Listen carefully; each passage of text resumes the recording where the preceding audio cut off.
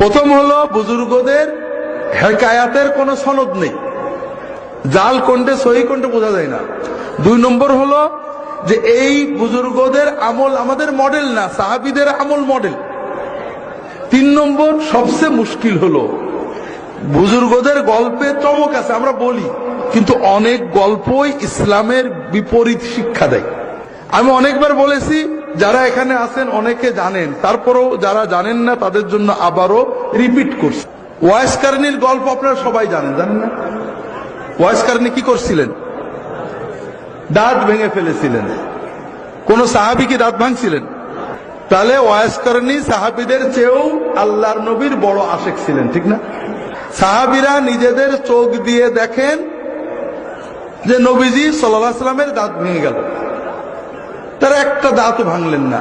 Wise Qarni দেখেননি, শুধু কান দিয়ে শুনেছেন, মহব্বতে সবগুলো দাঁত ভেঙে ফেলেছেন। কে বড় আশেক?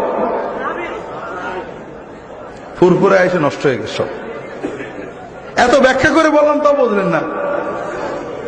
সাহাবীরা চোখে দেখে দাঁত ভাঙলেন না, আর ওয়াইস কারনী কানে শুনে সব ভেঙে ফেলে দিলেন।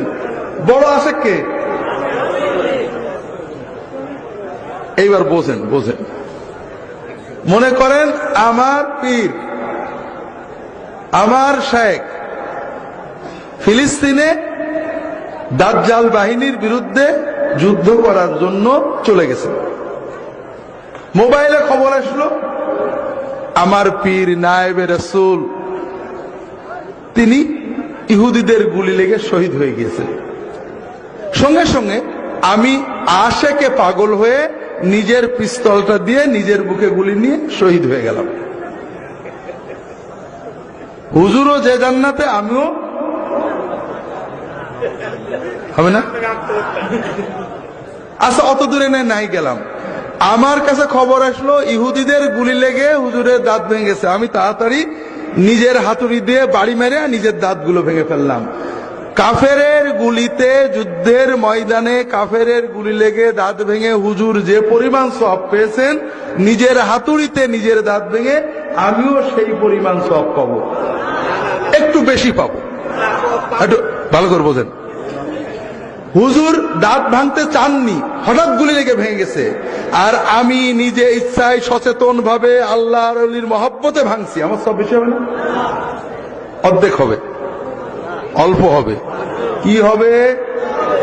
গুনাহ, কবিরা গুনাহ। কেউ যদি সচেতন অবস্থায়, হুশ থাকা অবস্থায় নিজের দাঁত নিজে ভাঙে, নিজের হাত নিজে কাটে, সওয়াব হবে না গুনাহ হবে? যদি অচেতন হয়ে করে তাহলে গুনাহ হবে না, তবে এর ভিতরে কোনো ফজিলত নেই। ওয়াইস কারনী পাগল ছিলেন না যে দাঁত ভাঙবেন, এটা মিছে গল্প, মিথ্যা গল্প।